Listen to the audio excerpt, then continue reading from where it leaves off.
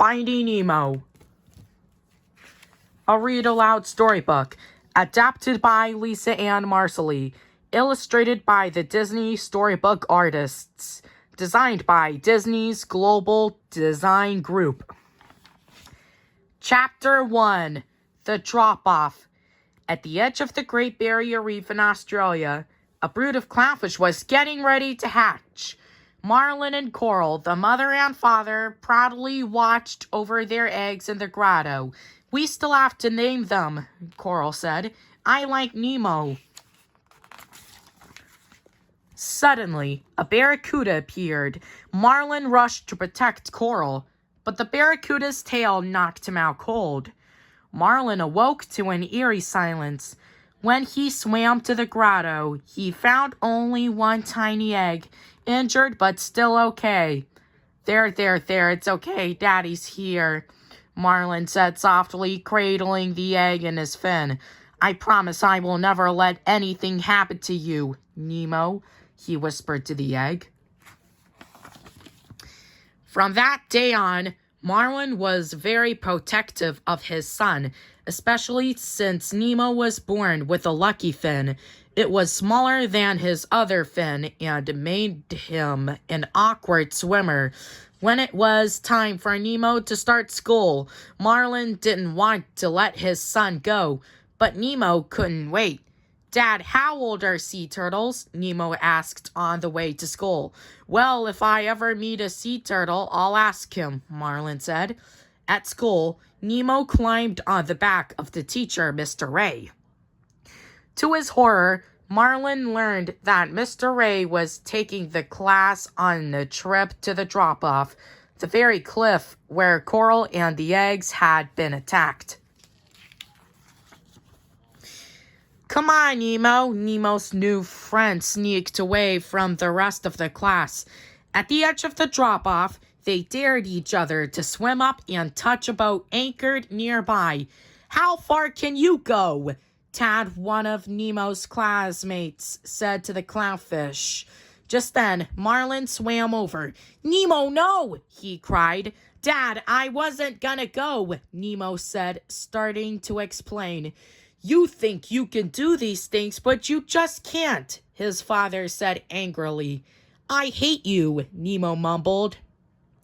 Mr. Ray heard the commotion and swam over to help. While Marlin was busy talking to the teacher, Nemo swam to the boat and touched it with his fin. He was tired of his dad, thinking he was too little and too weak to do anything. When Marlin heard Nemo's classmates shouting, he looked out toward the boat. "Nemo!" he cried as a diver swam up right behind his son. "Swim, Nemo, swim!" the kids called. "Daddy, help me!" Nemo cried as the diver scooped him up. But before Marlin could do anything, the diver and Nemo was already on the boat. There was no way Marlin could catch up. Marlin swam to a busy underwater passage. "Has anybody seen a boat? They took my son," he cried. Finally, a regal blue tankfish named Dory told him she had seen a boat. "Follow me," she said. But Dory had a problem. She couldn't remember anything for more than a few minutes. When she turned and saw Marlin, she got angry with him. "Stop following me, okay?" she exclaimed. Suddenly, a big shark named Bruce showed up. Bruce took Dory and Marlin to a sunken submarine. Inside was a meeting of sharks who claimed to be vegetarians. Marlin didn't trust them. But then Marlin spotted a diving mask, just like the one worn by the diver who had captured Nemo. "What do these markings mean?" he wondered aloud. "I don't read human." Suddenly, Bruce was overcome with hunger. He chased Dory and Marlin through the submarine, snapping his jaws. The pair raced into a tube that held a torpedo. Marlin and Dory launched the torpedo in Bruce's mouth to escape. The shark spit it out, and seconds later, it exploded. Chapter 2. Meet the Tanking. Far away, a giant hand dropped Nemo into an unfamiliar waters. Several friendly but strange fish surrounded him. Bubbles, Peach, Jacques, Bloat, Deb, and Gurgle introduced themselves.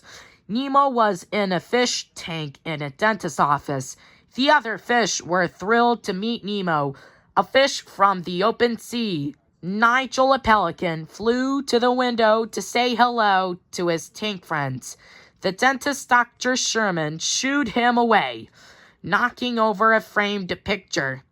Then Nemo learned his fate.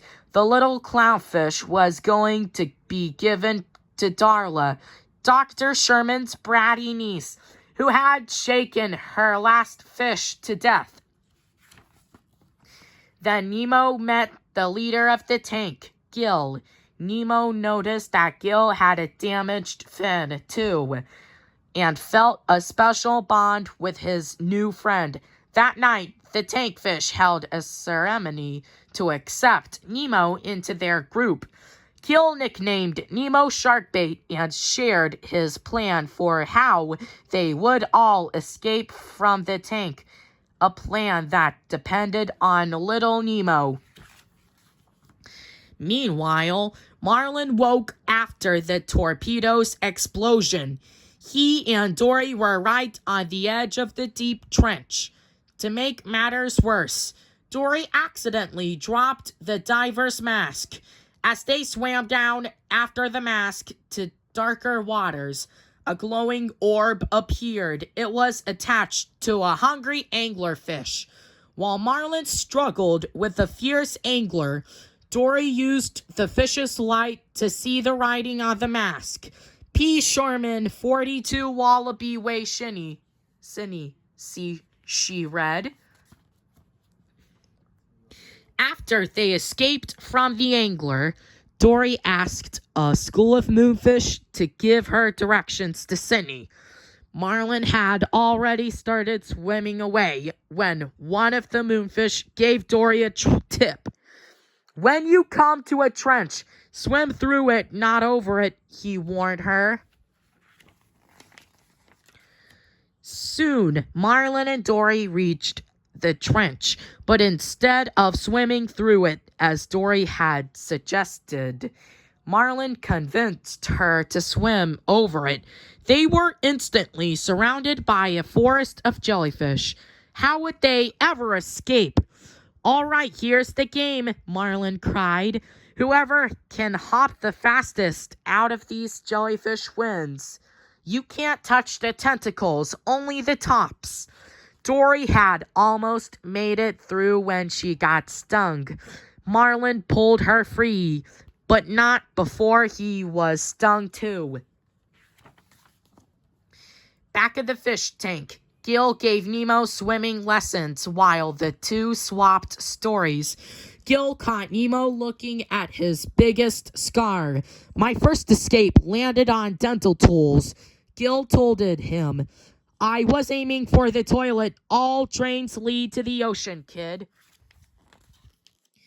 Later, the fish began the first step of their escape plan. Get the tank dirty. If they could break the filter, Dr. Sherman would have to clean the tank, and that would mean removing the fish and putting them in plastic bags.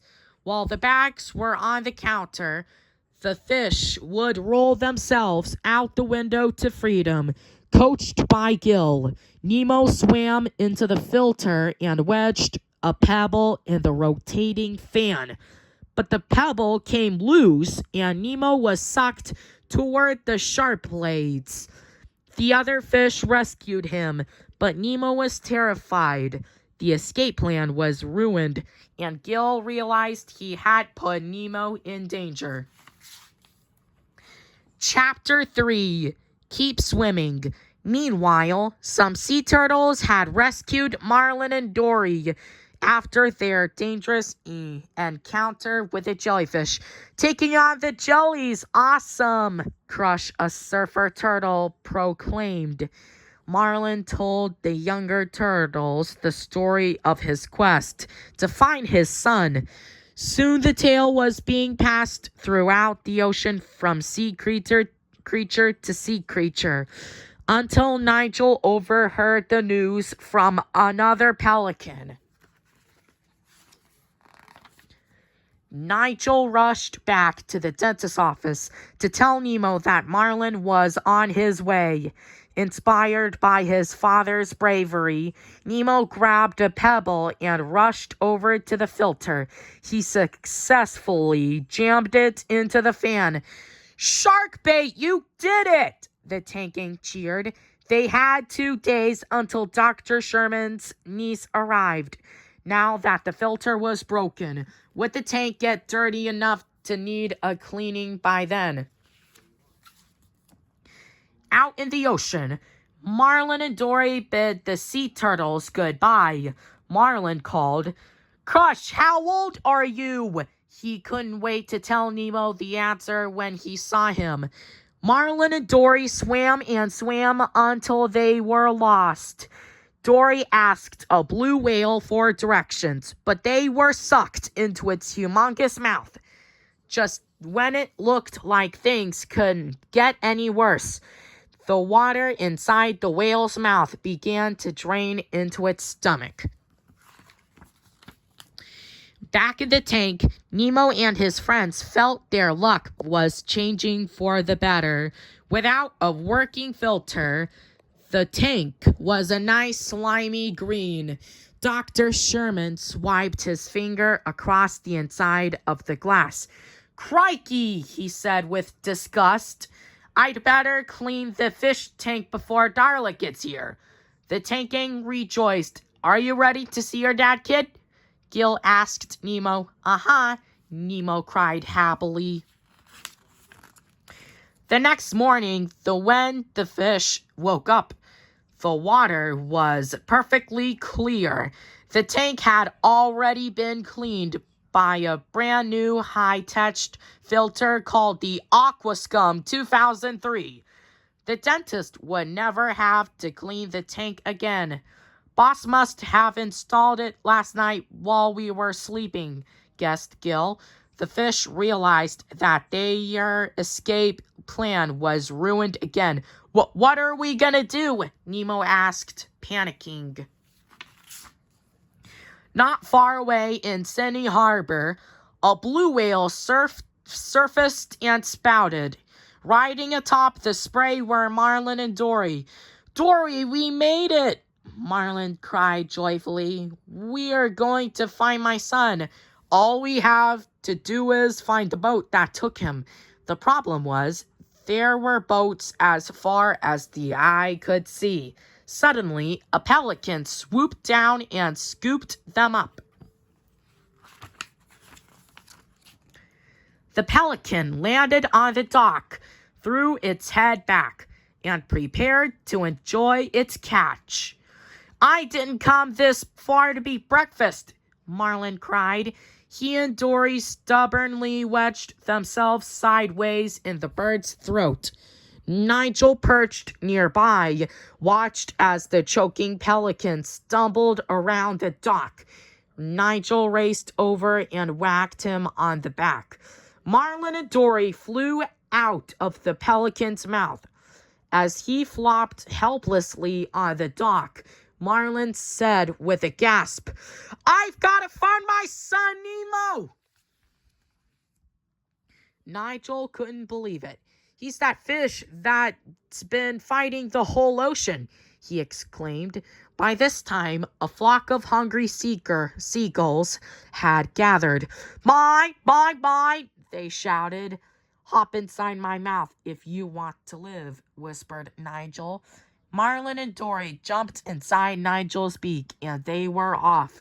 The seagulls followed, but Nigel's tricky maneuvers led the bird smack into a boat's sail. Chapter 4, The Great Escape. Back at the dentist's office, Dr. Sherman stuck a net into the tank and captured Nemo. "Jump in and swim down," Gil yelled. The rest of the tank gang joined Nemo in the net and forced it away from the dentist. But suddenly, Dr. Sherman scooped Nemo into a plastic bag. Then he set the plastic bag by the tank. "Roll, kid, roll!" the others cried. Nemo swam furiously back and forth, but the dentist spotted the wobbly bag and stuck it in a tray to keep Nemo from falling. Nemo and his friends were worried. Darla would be arriving any minute. Suddenly, a bell rang. Darla burst into the room. "Fishy, fishy, fishy," the dentist's niece cried. Dr. Sherman reached for the bag inside. Nemo was floating upside down, playing dead. Everyone in the tank cheered. If the dentist flushed Nemo down the toilet, he traveled through the plumbing to freedom. But their joy instantly turned to horror when Dr. Sherman started walking Nemo over to the trash can instead. Just then, Nigel showed up on the window ledge and flew inside. The dentist dropped Nemo's bag onto a sharp dental tool. The bag began to leak. Nemo spotted Darla and played dead. Marlin peeked out of Nigel's mouth and saw Nemo floating upside down. He feared the worst. Dr. Sherman pushed Nigel back outside and shut the window. Darla picked up Nemo's bag and shook it. Gil knew he had to do something. The other tankfish launched Gil out of the aquarium, and he landed right on Darla's forehead. Nemo fell out of the hole in the bag and onto a dental mirror on the tray. Gil flipped himself from Darla's forehead onto the tray.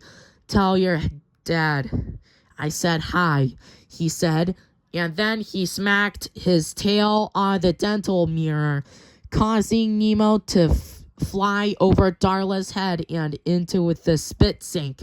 Nemo escaped down the drain. Back in the harbor, Nigel dropped Marlin and Dory into the sea. Overcome with sadness, Marlin said goodbye to Dory. She pleaded to stay with him. He had become like family to her, but it was no use. Marlin couldn't stand to be around any reminder of his failed search for his son. He swam off and began his long journey home. Meanwhile, Nemo rode the rabbits through the water treatment plant. When he finally poked his head out into daylight, he was greeted by 2 hungry crabs perched on the pipe. Nemo quickly swam away to avoid her snapping claws. Their snapping claws. He had just missed his dad passing by. Escaping from the crabs, Nemo swam back toward the harbor and went off in search of his father.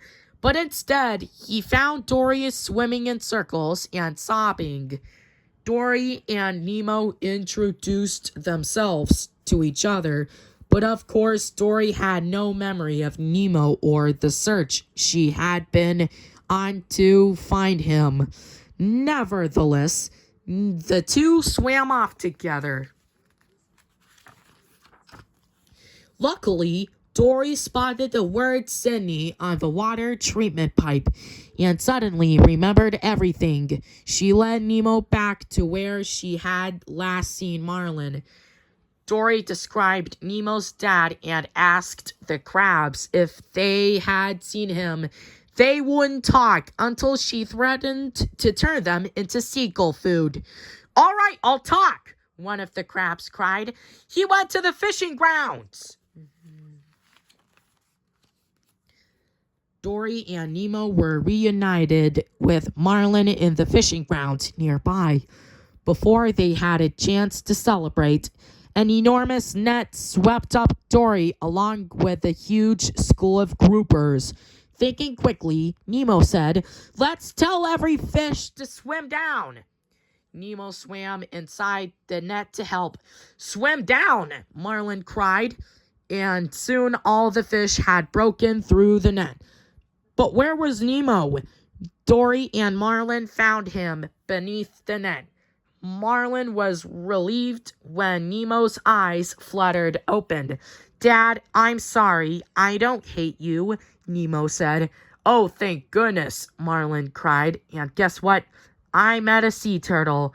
They live to be 150 years old." Weeks later, Marlin and Nemo raced to school. They had some amazing tales to tell, but most of their friends didn't believe them. Then Bruce and the other sharks showed up with Dory. Everyone's mouths hung open as the giant sharks greeted Marlin. Nemo swam onto Mr. Ray's back, and the class started to leave. "Oh, wait, I forgot to tell something," Nemo said. Nemo swam back to his dad and gave him a big hug. "Love you, Dad," said Nemo.